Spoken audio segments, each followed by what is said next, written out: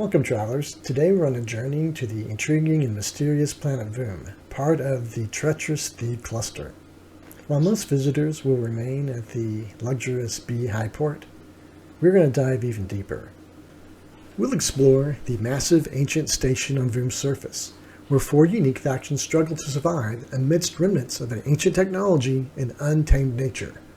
This part of open space is notorious for space pirate activity, making our destination even more dangerous, but also ripe for discovery and ancient riches and knowledge. From the high-tech realm of the technocrats to the primal world of the primitives, each corner of Vume holds secrets waiting to be uncovered. Buckle up, for this is a voyage into the unknown like no other. Welcome travelers to our special journey through the Vume System, part of the treacherous Thief cluster. This unique exploration dives deep into the mysteries of this planet and its ancient abandoned station. Whether you're gearing up for your next adventure or guiding one as a referee, this episode is tailored just for you. Today's episode is divided into two distinct parts. The first part, our Traveler section, is crafted for all players. It's semi-spoiler free and perfect for watching even during your game sessions. This segment is designed to enhance your playing experience without giving away too much of what lies ahead.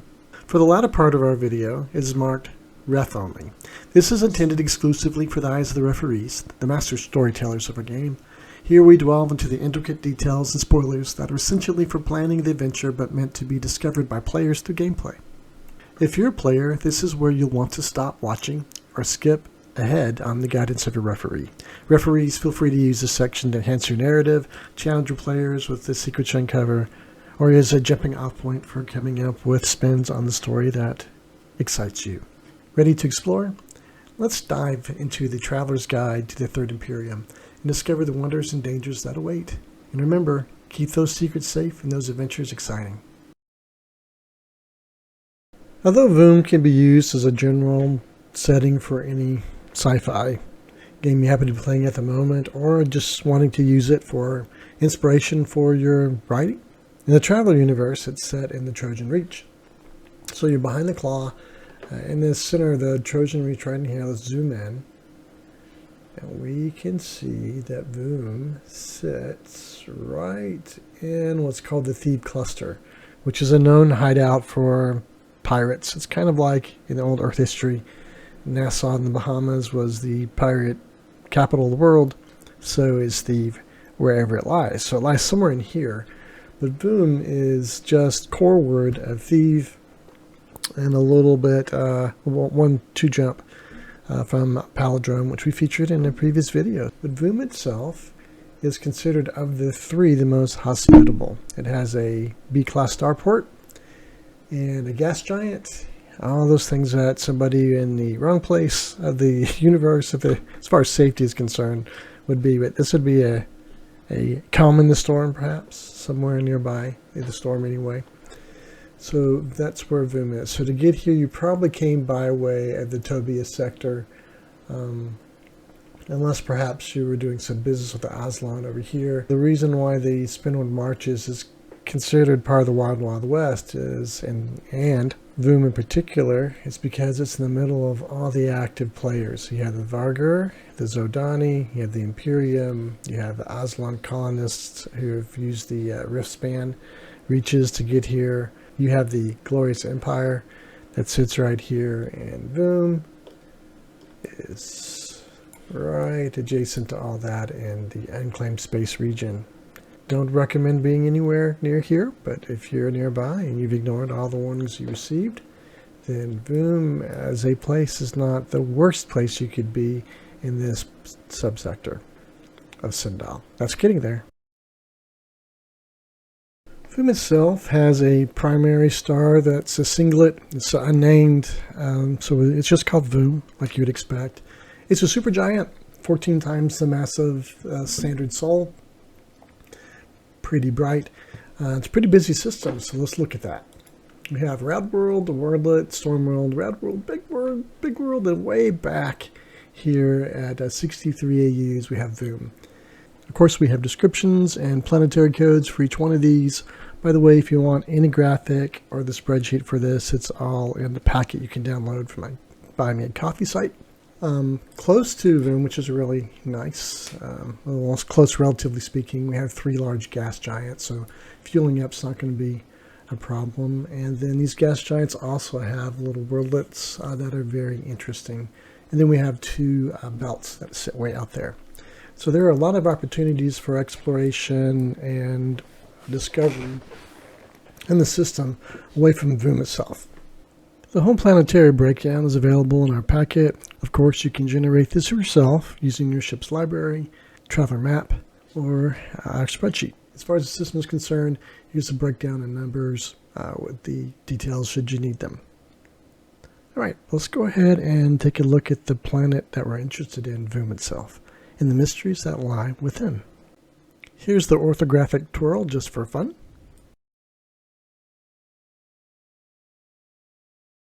When people think of Vume, they're really thinking about the station that was put there by Devco, the mega corporation which runs the trade.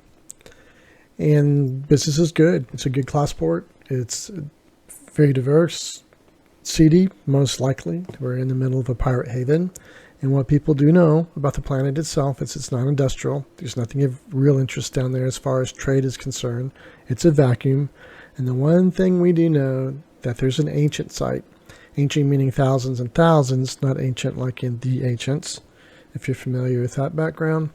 There is a possibility of discovery, and there may be some motivation to go down, but there is great risk. But you won't go there because people who go usually do not come back. As far as the station itself, GDCO is an imperial corporation, so they're going to follow these standard imperial rules, even though who's going to enforce that? Just the local security that they've hired. We are now entering the referees only section, so the following will have spoilers. You have been warned. Not too much is known about Vume Station other than it's old, so a precursor race, not ancient, but definitely older than the races that are here, created this modular station. We don't know what they look like, we don't know how they traveled, although it's generally accepted that they were pre-jump technology using slower than light to really cover a vast area.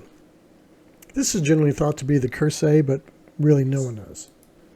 The station lay abandoned for centuries and centuries and centuries. It lay dormant, slowly decaying as the galaxy moved on. The once thriving station was basically a relic of that era gone by. During the Sindalian Empire, known for its expansive reach and its technological advancements and misuse of biotechnology, eventually rediscovered the station, recognizing its strategic importance and its potential for wealth, and perhaps even precursor technology. They decided to reoccupy and repurpose the station for their own use. Of course, during this time, during the conflict, a deadly disease broke out on the station, perhaps originating from the planet Sindal, now known as Norcom. Norcom is infamous for its devastating artificial plagues that had tainted its atmosphere and left parts of death zone for millennia to this day. The disease that spread through the station had catastrophic effects on its inhabitants. The infection primarily targeted the brain, altering the chemistry in unpredictable ways. The important thing to note is that the factions can only communicate with their own faction, not even those from the outside. So they developed a unique culture and a unique way to solve their problems and to survive. So let's break down the factions within the station, starting with the technocrats. The technocrats inhabit the most technologically advanced sections of the station. These areas are filled with ancient alien machinery, consoles, and laboratories that they only partially understand. They focus on maintaining and repurposing old technology, making the surroundings relatively well maintained compared to the other sections. This strain of the bacteria enhances logical thinking, but suppresses empathy and emotional understanding. As a result, technocrats are highly analytical and focused on problem solving, but struggle with forming emotional connections. Because of this, technocrats are highly organized and prioritize knowledge above all else. They are dedicated to understanding and controlling the strain's ancient technology. Their interactions with others are typically cold and pragmatic, valuing efficiency over emotion. They occasionally trade with nomads for resources, but maintain mutual distrust. They have no interest of life outside of the station. The primitives occupy a more deteriorated and wild space of the station. Their sections are characterized by makeshift shelters, scrap materials, overgrown alien fauna, reflecting their rugged and survival-oriented lifestyle. This strain heightens aggression and survival instincts, making the primitives prone to violent outbursts and giving them a strong flight or fight response. The primitives live in a tribal structure where strength and survival are paramount. They often raid other factions, especially technocrats, for resources and view outsiders with suspicion and hostility. Communication among them is more physical and instinctual, reflecting their primal way of life. Like all factions, they have no interest in life outside of the station. The nomads are constantly on the move, traversing various parts of the station without settling permanently. They have mobile camps and scavenger vehicles which allow them to transport their belongings and adapt quickly to changing conditions. This strain affects memory and attachment, leading to a nomadic lifestyle and difficulty forming a long-term bond. Being adaptable and resourceful, always searching for new opportunities and avoiding danger, they form temporary alliances when necessary, but struggle with maintaining long-term relationships of any kind. Their communication is based on immediate need and practical cooperation, often trading with others like the technocrats. The isolationists reside in secluded and remote parts of the station, often in areas with limited access, hidden from the outside routes. Inhabitants are heavily fortified and secretive, prioritizing secrecy over comfort. This strain causes extreme paranoia and the need for solitude. Isolationists are wary of everyone, including their own members, preferring to remain hidden. The isolationists have minimal interaction with others, even within their own faction. They prioritize secrecy and safety, often employing traps and defenses to protect their territories. Their interactions are brief and cautious, relying heavily on self-reliance. Yeah, if you're interested in a complete write-up on the factions, I have this on my Buy Me a Coffee site. Overall, impact on outsiders. Generally, outsiders are always met with suspicion, hostility, and indifference. Depending on which faction they encounter, each faction's unique bacterial strain affects their perceptions and interactions with outsiders differently. For instance, technocrats analyze outsiders' potential contributions or threats with a cold, calculating demeanor, knowing that eventually they'll pick up a strain and identify with the faction, depending on their unique biochemistry. Primitives react with hostility and aggression, seeing outsiders as invaders or resources. Isolationists avoid contact whenever possible, viewing outsiders as potential threats to their secrecy. Nomads, they engage in short-term practical cooperation with outsiders when it's beneficial, but avoid forming lasting bonds. Okay, look, everything after the fact that there are 4 factions and that they can't talk to each other or the outside world, that's canon, but after that, that's just stuff I made up. Use this as inspiration or just some ideas on how you can really use the situation on Vume to really tell your stories that you're interested in. Make up your own, use some of mine, it really does matter. If you do want the full write-up, I have those on my Coffee site. Feel free to pick them up.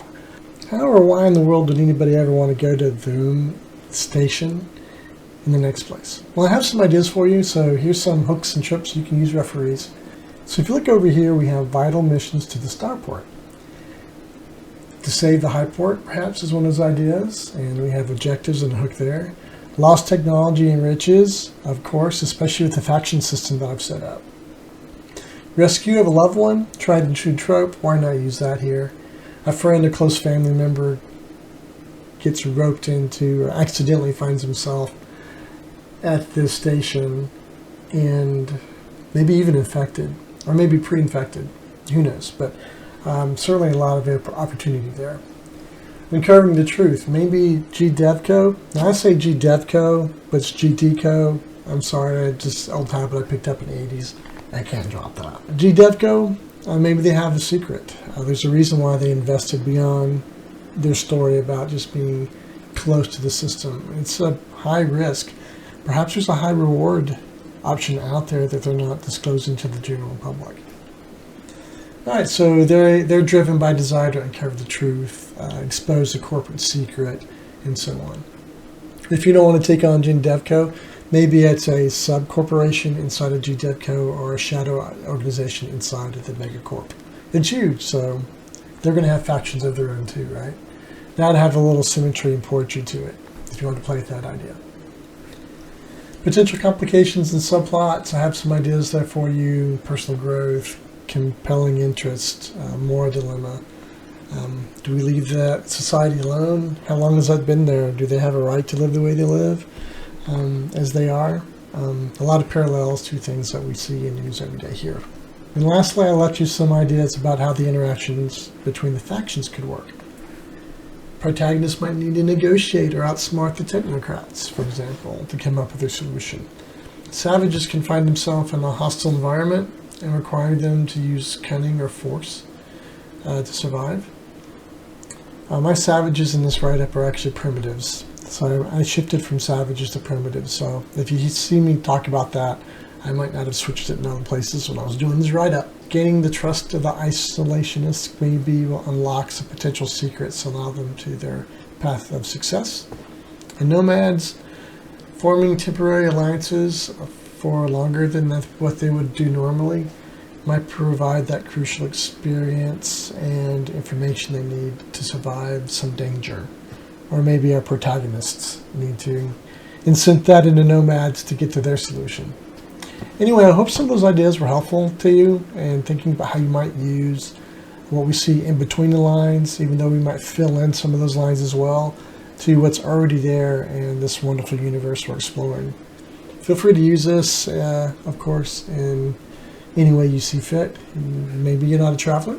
Maybe you have another sci-fi setting that you're writing for players or books, who knows. If this just spurred an idea that you could use in your creative endeavors, then great. If you like this kind of content, or you think we're off somewhere, please leave a comment below, subscribe, and help the channel. Tell me where you want to go next. If you're interested in the maps for the system, its layout, the character write-ups, all those things that you saw in this little clip we did today, you can hit the Buy Me a Cup of Coffee link. It's somewhere. And follow the information there. Please don't forget to subscribe. That really helps. And I look forward to seeing you next time.